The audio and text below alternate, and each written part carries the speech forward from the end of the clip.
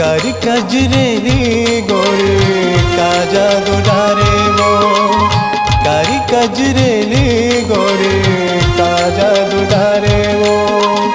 बैहा बनाए मोला पगला बनाए वो, बैहा बनाए मोला पगला बनाए वो।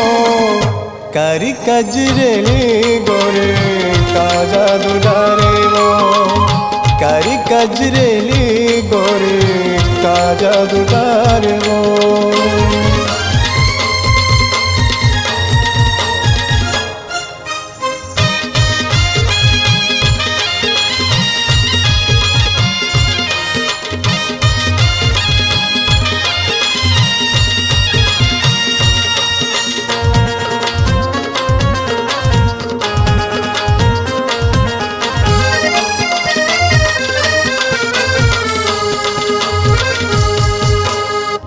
जब ले तोला देखो गोरी कुछ मोला नहीं भावत है, काते हम मोहनी डारे दिनहा नहीं पहावत है।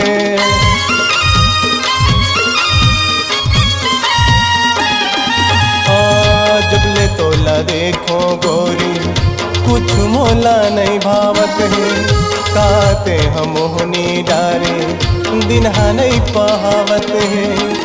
आँखी के काजल गोरी निंदिया मोर बुढ़ाते वो, हरे तोर मिट मिट बोली गुरु तोर लागे वो। कारी कजरेली गोरी का जादू डारे वो, कारी कजरेली गोरी का जादू डारे वो।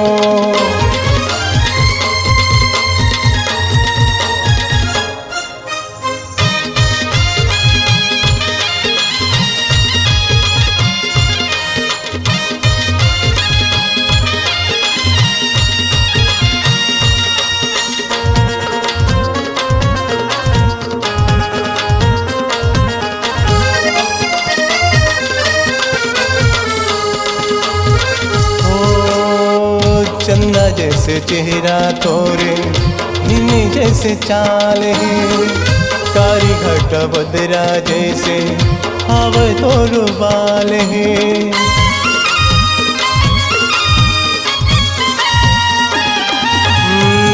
चंदा जैसे चेहरा तोरे हिनी जैसे चाल है, कारी घट बदरा जैसे हवा तोर बाल है। माथे के बिंदिया तोरे दिल्ला मोर चुराते वो, हर तोर हंसाई मोला बड़ा नेक लागे वो। कारी कजरेली गोरी का जादू डारे वो, कारी कजरेली गोरी का जादू डारे वो। बैहा बनाए मोला पगला बनाए वो, बैहा बनाए मोला पगला बनाए वो।